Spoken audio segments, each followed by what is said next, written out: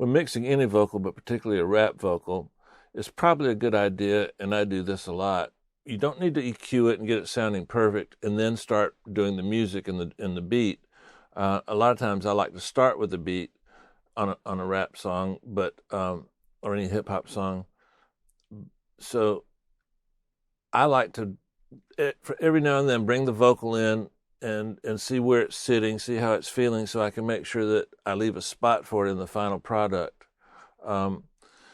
Quincy Jones once said, you should always leave a little space in the recording studio for God to walk in, and I think you should always leave a little space in the mix so that the vocal can sit right, whether it's a rap or not.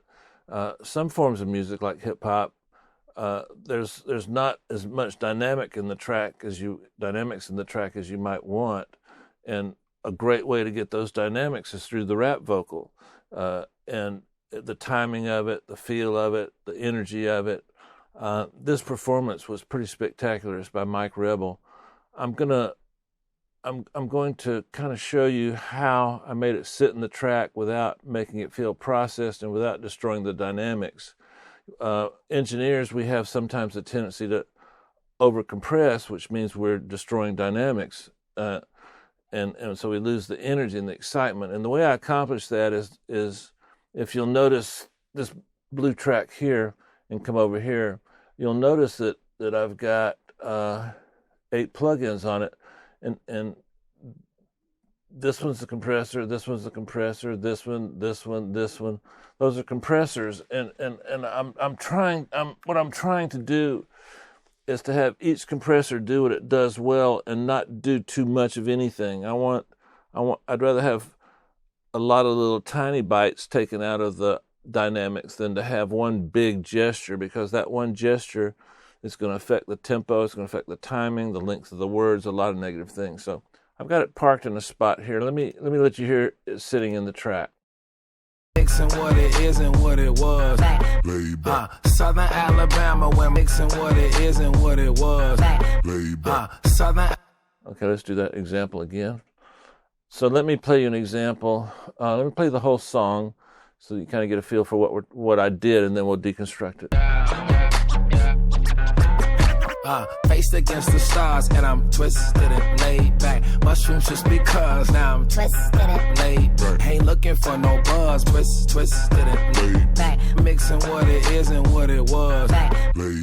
Southern Alabama, where my grandma from.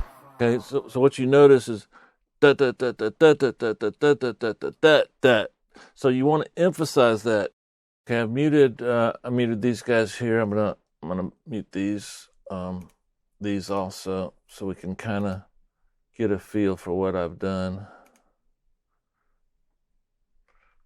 Twisted and laid back, mixing what it is and what it was. Laid back. Southern Alabama, where my grandma from. Twist. You see, Mike's got some great dynamics, but they're just not coming through. So let's focus on this part for a second.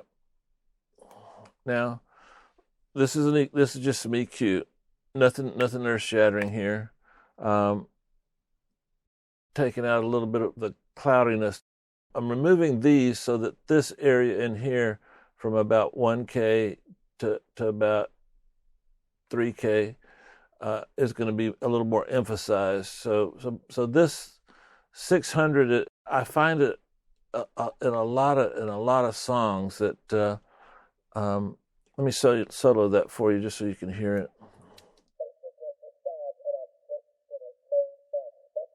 Can you hear it? It's just not pleasing. It's not contributing anything. So let's check this. Faced against the stars, didn't lay back. Mushrooms just because now I'm laid back. I'm gonna move that down a little bit and increase the bandwidth of it a little bit. Okay, so we got some EQ. Here again, I'm using these EQs for what they do best. I like this area on this EQ for this particular vocal. So faced against the stars, and I'm twisted and laid back. Mushrooms just because now I'm twisted and laid back. Ain't looking for no buzz.